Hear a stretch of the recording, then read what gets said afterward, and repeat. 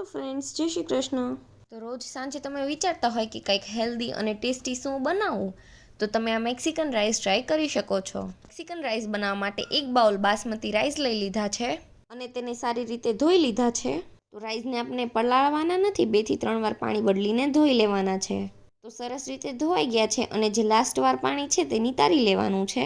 તો અહીં આપણે પાણીને ગરમ કરવા મૂકી દીધું છે. તો જ્યારે તમારે ભાત છૂટા બનાવવા હોય ને, ત્યારે ભાત ક્યારેય પલાળીને નહીં રાખવાના. આ રીતે વોશ કરીને તરત બોઇલ કરવાના અને આ રીતે ગરમ પાણી કરીને પછી બોઇલ કરવાના. તો ફટાફટ જ તમારા ભાત બોઇલ થઈ જશે અને ભાત પણ તમારો આખો રહેશે. તો રાઈસમાં આપણે 1 ચમચી મીઠું, 1 મોટી ચમચી તેલ અને અડધું લીંબુ નીચવી લેવાનું છે. તો લીંબુ આપણે ભાત સફેદ થાય ને એના માટે વાપર્યું છે. તો બધું જ સારી રીતે મિક્સ કરીને ભાતને આપણે થવા દેવાના છે. તો તમે જોઈ શકો છો કે ભાતનું પાણી ઉકળવા લાગ્યું છે. તો ભાતને અહીં આપણે ખુલ્લા જ બાફવાના છે, ઢાંકીને નથી બાફવાના. અને ભાતને 80 થી 90% જેટલા જ બાફવાના છે, 100% જેટલા નથી બાફવાના. તમે જોઈ શકો છો કે ભાત આપણે એકદમ સરસ બફાઈ ગયા છે. અને પછી ભાતને એક સ્ટ્રેનરમાં ટ્રાન્સફર કરી દેવું, જેથી બધું જ પાણી નીકળી જાય. તો ભાતનું બધું જ ઓસામણ નીકળી ગયું છે. તો આ પાણી તમે તમારા રીતે યુઝમાં લઈ શકો છો. અહીંયા મમ્મી દાળમાં નાખવા અથવા તો હેરમાં લગાવવા માટે પણ યુઝ કરે છે. તો રાઈસ ઉપર હવે આપણે ઠંડુ પાણી નાખવાનું છે. તો ભાતમાં ઉપર ઠંડુ પાણી નાખવાથી ભાતની જે બોઇલ થવાની પ્રોસેસ હોય ને તે સ્ટોપ થઈ જાય. અને તમે જોઈ શકો છો કે આપણો ભાત એકદમ છૂટો બન્યો છે. તો હવે તેને આપણે સાઈડમાં મૂકી દઈશું. તો આપણે મેક્સિકન રાઈસ બનાવીએ છીએ એટલે આપણે આ બધું વેજીટેબલ્સ લેવાનું છે. તો 3 કલરના આપણે કેપ્સિકમ લીધા છે, રેડ, યલો અને ગ્રીન. થોડા ગાજર, થોડા કાંદા, 1 લીલું મરચું અને 2 ચમચી જેટલી લસણ પેસ્ટ. તો બધું જ આપણે આ રીતના રેડી કરી લેવાનું છે.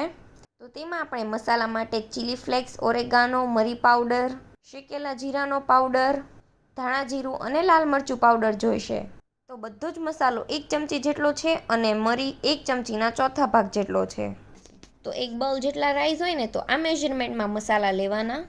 અને હવે આપણે એક કડાઈમાં 2 થી 4 ચમચી જેટલું માખણ લેવાનું છે. તો મેક્સિકન રાઈસ હંમેશા બટરમાં જ બનાવાય. તો આપણે શીંગ તેલ કે એવું કોઈ પણ તેલ હોય તો તેની સ્મેલ આવે, એટલે આપણે બટરમાં મેક્સિકન રાઈસ બનાવીએ છીએ. તો બટર ઓગળી જાય એટલે તેમાં આપણે લસણ નાખવાનું છે. તો લસણની પેસ્ટ નથી, એકદમ બારીક ક્રશ કરેલું છે. તો લસણ અને મરચું ઉમેરી દેવાનું અને 30 સેકન્ડ જેવું તેને થવા દેવાનું. તો હવે તેમાં આપણે કાંદા ઉમેરી દેવાના સમારેલા.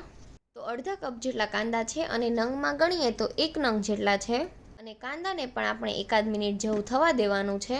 તો તમે જોઈ શકો છો કે 1 મિનિટ જેવો સમય થઈ ગયો છે અને કાંદાનો કલર ચેન્જ થઈ ગયો છે. તો કાંદા રાળ જેવા થાય એટલે પછી તેમાં બધું જ વેજીટેબલ ઉમેરી દેવાનું, કેપ્સિકમ અને ગાજર.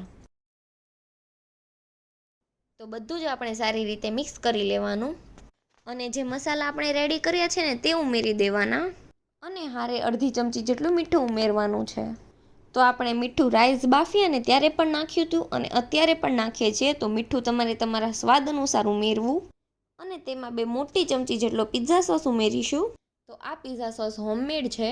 અને તમારે આ પિઝા સોસ ઘરે બનાવવો હોય તો મારી ચેનલ પર ઓલરેડી વિડીયો અપલોડેડ જ છે, તો તમે જઈને જોઈ શકો છો. તો આ બધું જ આપણે સારી રીતે મિક્સ કરી લેવાનું છે અને 5 મિનિટ જેવું ઢાંકીને થવા દેવાનું છે. તો ગેસની ફ્લેમ સ્લો ટુ મીડિયમ રાખવાની અને વચ્ચે વચ્ચે હલાવતું રહેવાનું. તો સલાડને પણ 80 થી 90% જેટલું જ ચોળવવાનું છે. તો તમે જોઈ શકો છો કે આપણા વેજીસ 5 મિનિટમાં એકદમ સરસ રીતે ચડી ગયા છે. તો અડધા કપ જેટલા બોઇલ કરેલા રાજમા ઉમેરવાના અને 1 કપ જેટલી બોઇલ કરેલી મકાઈ. પછી 3 ચમચી જેટલો ટોમેટો કેચઅપ. તો થોડું આપણે અહીંયા મેક્સિકન સિઝનિંગ ઉમેરીએ છીએ. તો તમારે ઉમેરવું હોય તો ઉમેરજો, ઓપ્શનલ છે. અમારી પાસે હતું એટલે અમે ઉમેર્યું છે. તો બધું જ સારી રીતે મિક્સ કરી લેવાનું અને ફરીથી 1 મિનિટ જેવું થવા દેશું. તો 1 મિનિટ જેવો સમય થઈ ગયો છે અને બધું જ એકદમ મસ્ત મિક્સ થઈ ગયું છે. તો આ રીતના લચકા જેવું બને ને એવું બનાવવાનું, એકદમ છૂટું છૂટું નહીં રાખવાનું, નહીંતર તો રાઈસ એકદમ કોરા જેવા લાગશે.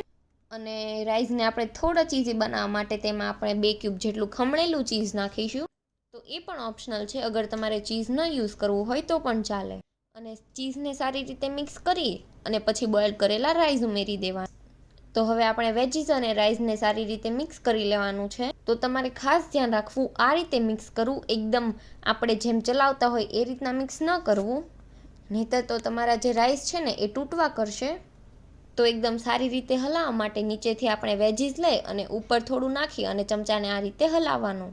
અને આ રીતે જ તમારે રાઈસ મિક્સ કરવાના, એટલે સરસ રીતે મિક્સ થઈ જશે અને રાઈસ પણ તમારા આખા જ રહેશે.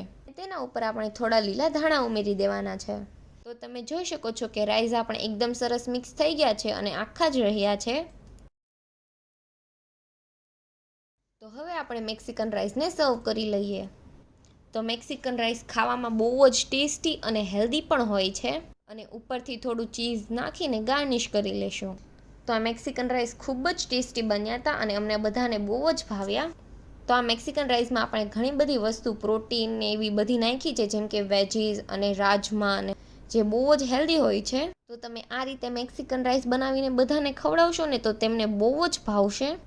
અને જો તમને આ રેસીપી ગમી હોય તો વિડીયોને લાઇક કરજો, શેર કરજો અને અમારી ચેનલને સબસ્ક્રાઈબ કરી દેજો. Thanks for watching.